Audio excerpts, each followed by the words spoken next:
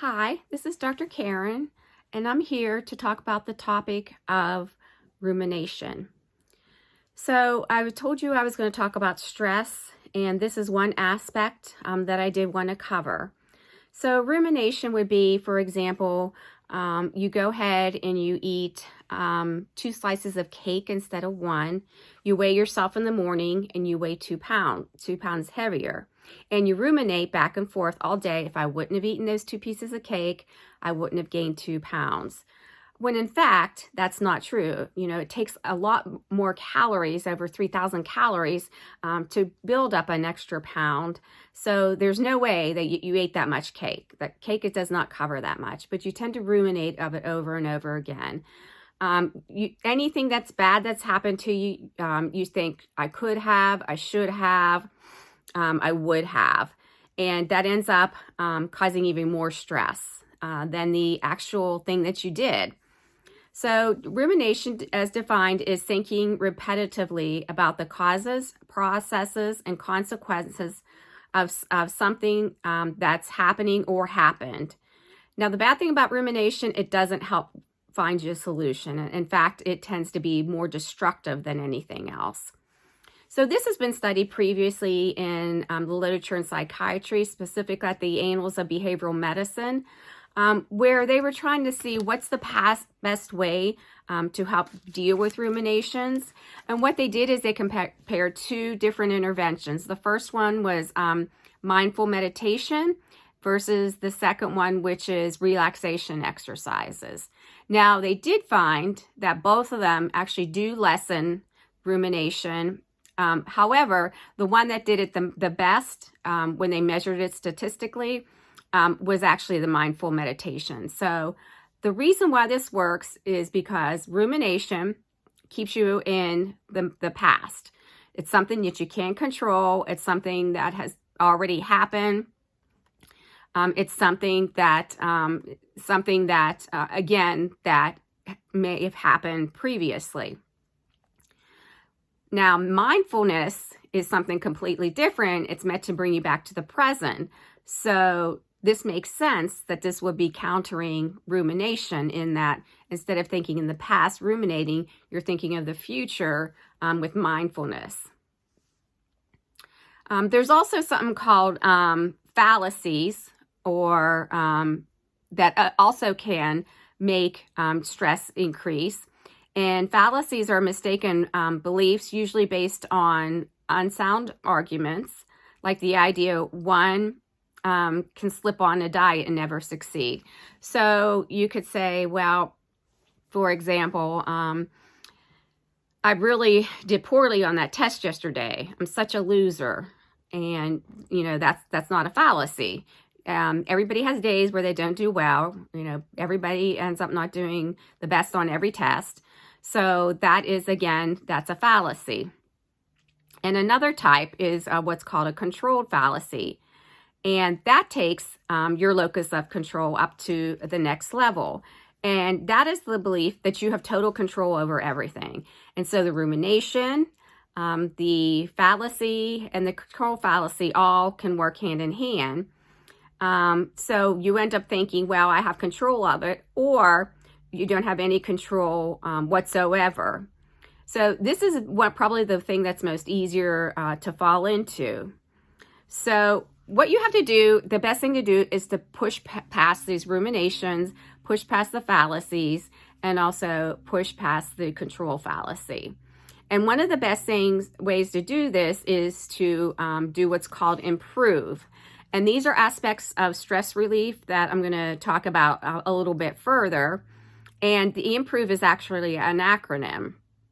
So the I stands for imagery. So you can think of something that may be putting it into a frame, looking at the rumination that you're doing, and have imagery of maybe something taking it away, or imagery of you taking it, putting into, writing it down, putting it into, wadding it up into a ball and throwing it away. Any type of imagery that you can do can help with that. The second thing is meaning. So find something that has meaning in your life And that could be simply as anything of taking a walk, looking at nature. It could be going down to, if you live near the ocean, going down in the ocean, watching the water. It doesn't even have to be anything that that you have to specifically look at. It could be your family. You kind of look at something that has meaning to you, and it can kind of also help override the ruminations, the fallacies, and control fallacies. The next one is practice, or you can be prayer or practice. Those who believe in prayer can use that, or they can practice doing other things. For example, reading a poem, or being distracted watching something on TikTok. Practice something that gets you out of the rumination mood and kind of disconnects you from that. The R is relaxation, and that could be however you see relaxation. It could be simply reading a book.